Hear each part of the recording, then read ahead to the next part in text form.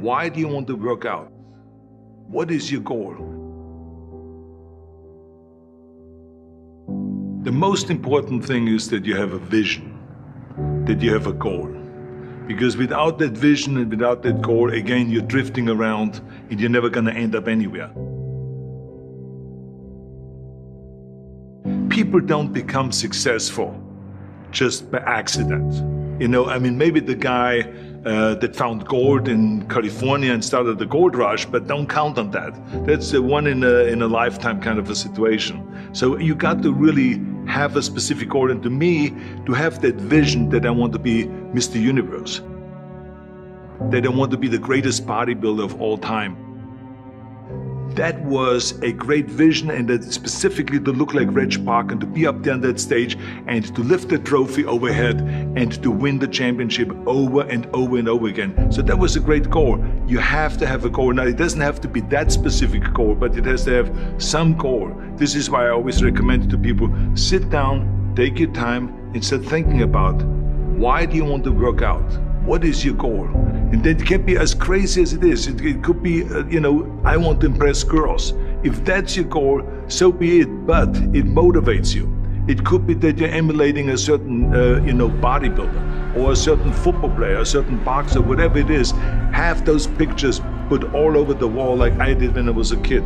I put pictures of Reg Park and of Sonny Liston, of boxers and of Ali and of powerlifters and weightlifters all over my bedroom, wall.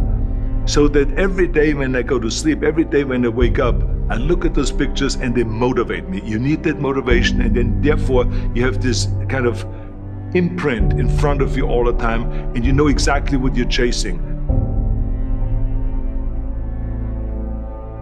People always come up to me and says, why are you smiling? You're working out 5 hours a day. You're doing the same as the other guys, but the other guys have a sour face. They're pissed off that they have to do another rep or another set or something. I looked forward to another 1,000 reps of sit-ups. I looked forward to another 500 pounds of leg press or squat. I looked forward to doing more and more curls until my arms fall off. Why? Because I knew that every rep that I did and every set that I did and more weights that I lifted, I get one step closer to turning that vision into reality.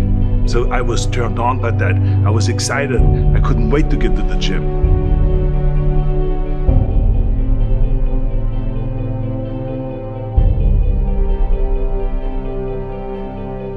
I remember that when I weighed 245 pounds, and Bob Rafelson, the director of Stay Hungry, said to me that I'm interested in having you come in for a reading and work on your acting and all this, because I'm interested in having you in a movie to star with Jeff Bridges and with Sally Fields.